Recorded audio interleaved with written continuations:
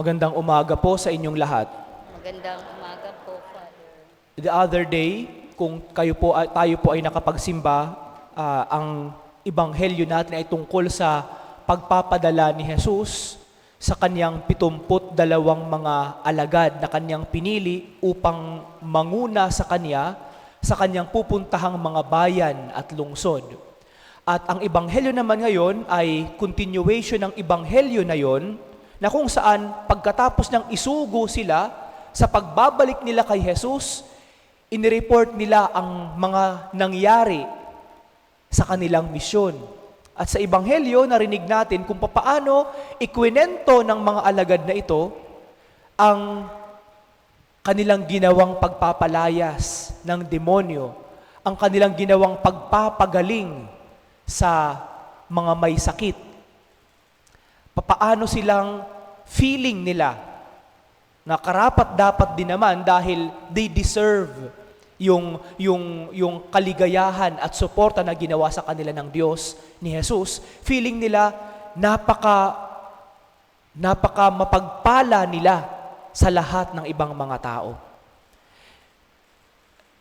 Ilang araw nang nakakalipas or ilang buwan na siguro nakakalipas, isang kaibigan ko ang tumawag sa akin, naghahanap ng trabaho.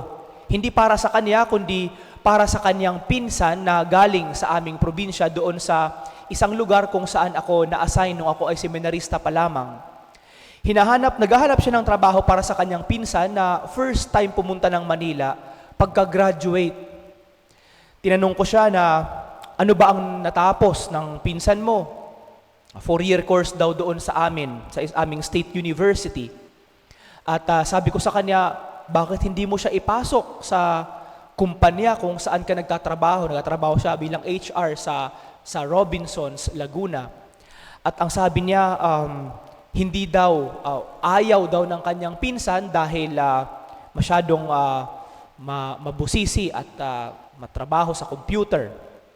So tumawag siya sa akin kung meron daw akong alam na trabaho or available na trabaho dito sa parokya. Sabi ko, walang vacancy dito, walang sinasabing trabaho. Sabi ko naman, dito sa Manila, ang pinakamadaling trabaho na pwede niyang mapasukan at siguradong makakapag-apply siya ay ang call center. Yun naman kasi ay sa call center ay everyday hiring, everyday firing doon. So napakadaling makapasok. Sabi naman niya, ayaw daw ng kanyang pinsan dahil puyatan daw. Sabi ko, pwede naman siyang mag-apply sa ibang mga kumpanya bilang sa mga restaurants. Nakakapagod daw. Sabi mo sa kanya, umuwi na lang siya, bumalik ng probinsya.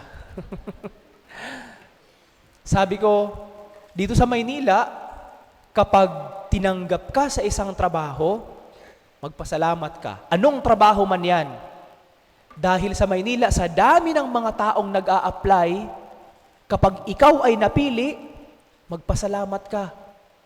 Magpasalamat ka dahil sa dami ng mga nag-a-apply, isa ka sa mga suwerteng tao na pinili o tinanggap ng kumpanya para magtrabaho.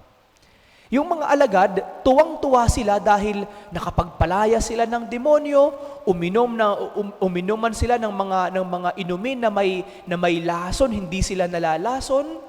Umapak man sila ng mga ahas at alakdan, hindi sila mamamatay dahil sa pagkakagat ng mga ito, nakapagpagaling ng mga may sakit. Pero para kay Jesus, ang ipagpapasalamat nila, hindi dahil meron silang kapangyarihan laban sa demonyo. Ang ipagpapasalamat nila dahil napili sila ng Diyos upang maging kaniyang mga tagasunod at nakasulat ang kanilang mga pangalan sa langit. Pinili, hindi hinirang. Pinili kahit hindi karapat-dapat.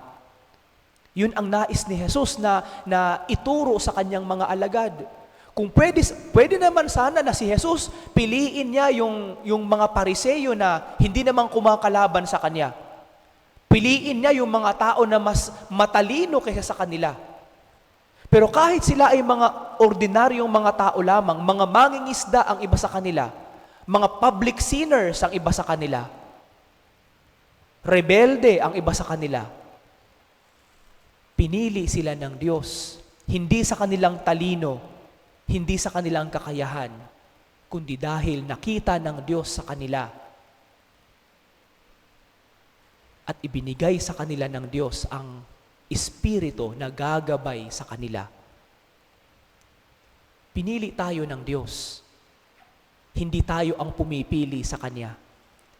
Sa mga responsibilidad na ibinibigay sa atin ng Diyos, sa mga ministries na ating tinatanggap mula sa simbahan at sa Diyos, bagamat tayo ang nag-volunteer ako para magsilbi sa simbahan, at ako rin ang may karapatang umalis sa simbahan kung nanaisin ko.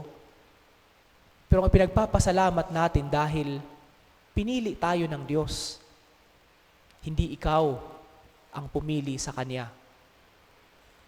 Hindi ikaw ang lumapit sa simbahan. Ang Diyos ang lumapit sa iyo, binigyan ka ng lakas at ng kakayahan upang ibahagi ang talento mo, ang talento, ang skills, kakayahan upang gamitin sa anumang paraan para pagsilbihan ang Diyos at ang ating kapwa-tao. Magpasalamat dahil pinili ka ng Diyos. At sa ating pagpapasalamat, gawin natin ang lahat na panindigan ang responsibilidad na ito.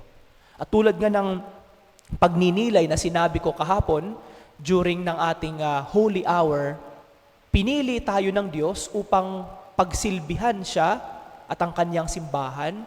At sa ating pagpili, pinaninindigan natin ang responsibilidad na ito. At sa ating pagtanggap ng responsibilidad na ito, ang ating pinagsisilbihan ang Diyos, ang simbahan, hindi ang tao. Ang Diyos, hindi ang pari, hindi ang obispo, kundi ang kanyang simbahan. Kaya mga kapatid, magandang pagninilay ang ebanghelyo natin ngayon. Dahil ipinapaalala sa atin ito na we are privileged dahil binigyan tayo ng kakayahan ng Diyos na pagsilbihan siya. Maraming mga tao ang nagnanais na pagsilbihan siya, pero hindi nila kaya o nahihiya sila o may maraming mga hadlang lang sa kanilang mga buhay. Pero sa atin, tayo ay hindi lamang nakakapagsimba, pinagsisilbihan pa ang Diyos. Tingnan natin, ang ating loyalty ay sa Diyos at hindi sa ibang tao.